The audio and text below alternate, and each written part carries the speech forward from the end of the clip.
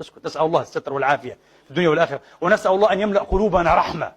أنا والله حزين، ممكن اليوم حتى ظهر هذا في لهجتي، حزين ومحبط، عندي نوع من الإحباط.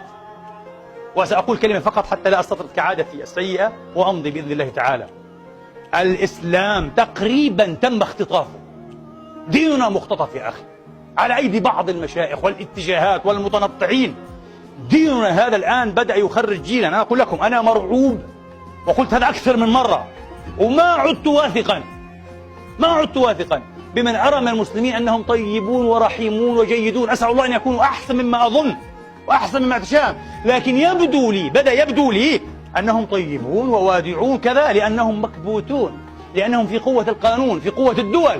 لكن حين ترتفع سطوة الدول كما في العراق، كما في سوريا اليوم، كما في أي مكان، يا رجل ترى وحوشا، ناس تقطع الرؤوس، أطفال يعلمون كيف يقطعون الرؤوس مع التكبير دائما. يا أخي لا تكبروا، كرهتوا الناس في دين الله تبارك وتعالى. أكباد تؤكل، قلوب تؤكل وتمضغ، والله أكبر ما شاء الله.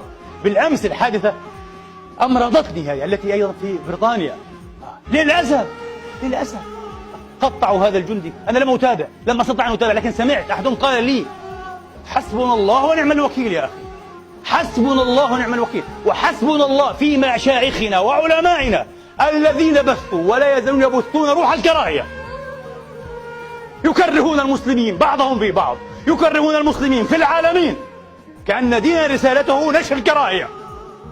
هؤلاء ملاعين، هؤلاء صليبيون، هؤلاء مش عارف ايه، هؤلاء أعداء الله، هؤلاء الكفار، نحن ما شاء الله نحن أصبحنا لا نرى أحدا، نحتقر عباد الله، نحتقر البشرية من عند آخرها. أصبحنا أكثر الناس بالنعم، كأنه أكثر إنسان بنعمة الإنسان هو المسلم اليوم.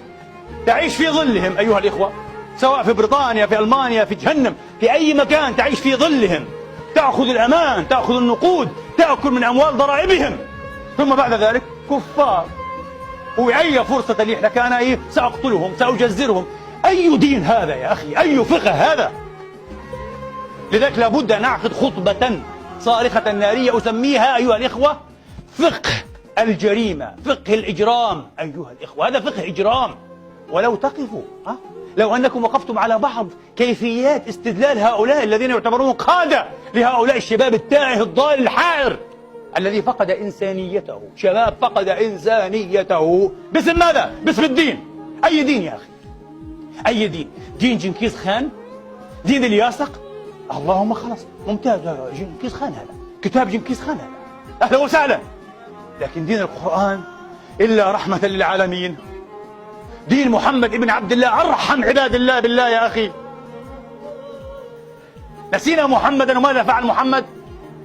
لا نتعلم إلا الضحوك القتال، خطباء معاتيه، لن أصفهم بأقل من هذا. والله معتوهون، والله وأنا أعلم برسول الله، والله إنهم معتوهون. يخرج على المنبر يا أخي تكريه، فقه تكريه، علم تكريه. ترى مسلمين تطرح عليهم السلام لا يردون عليك السلام، لا يجيبون.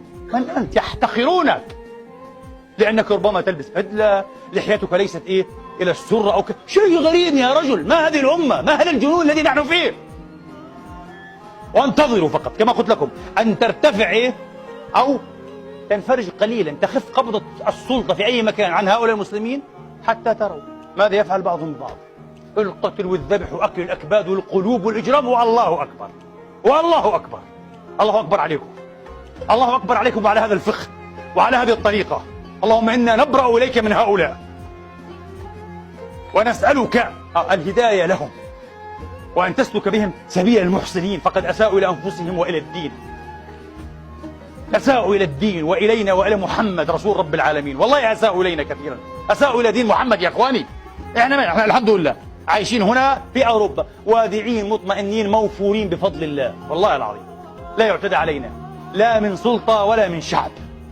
الشعب الكافر، السلطة الكافرة، الملايين، ما هذا؟ اعذرونا على هذه الاستطرادة، وإن شاء الله على موعد مع خطبة فقه الجريمة، فقه الإجرام، فقه البشاعة، فقه الكره والتكريه. وحتشوفوا الفقه ما شاء الله على أصوله كيف يستنبطون الأحكام. شو العلم ما شاء الله، وشباب بالألوف وبالملايين يتبعونهم. وقال لك هذا جهاد في سبيل، هذا دين، هذا إسلام. يا رجل. نعود أيها الأخوة. طيب،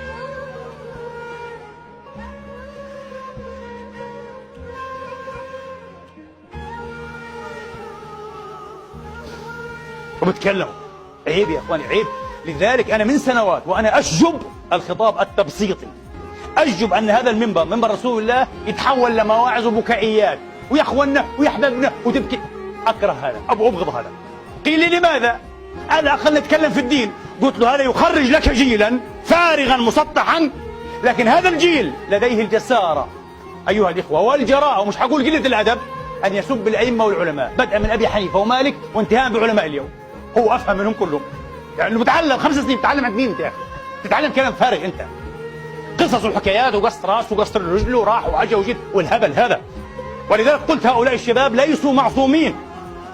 ما في اي ضمانه ايها الاخوه ان يستحيل هؤلاء الشباب بالذات حين يقعون في يد رجل من هؤلاء المعاتيه اصحاب فقه الارهاب والتكريه والجريمه ليحيلهم الى قنابل متفجره. ايه الكلام الفارغ هذا؟ أنا حورجيك الفقه على أصوله. قال الطبراني، قال ابن تيمية شيخ الإسلام، قال فلان، قال علان، لازم هيك، اذبح هذا، اقتل هذا، هذا يستحق القتل، هذا لا عصمة له، هذا دمه مباح، اذبح، موت، الإسلام هيك والله بيحبك، ويتحول لقاتل. شو الحكي؟ وبفقه ستسمعون منه العجب. يعني احنا ايه؟ حنفجر مسجد. تفجر مسجد ليه يا أخي؟ أنت مسلم. قال هيك بنخلي المسلمين رغما عنهم. هذا في سيناريو، في موفي، وبالضبط هذه طريقة الكلام. بنخلي المسلمين المعتدلين رغما عنهم نحملهم على أن يشايعونا، يعني المسلمين الإرهابيين. واحد قال له لكن أبي يصلي في هذا المسجد، أبي يصلي. قال له أبوك هل يشتري برتقالا مستوردا من إسرائيل؟ قال له ربما مرة أو مرتين. قال له خلاص دمه حلال. تفضل. حسبنا الله ونعم الوكيل. إذن أيها الإخوة،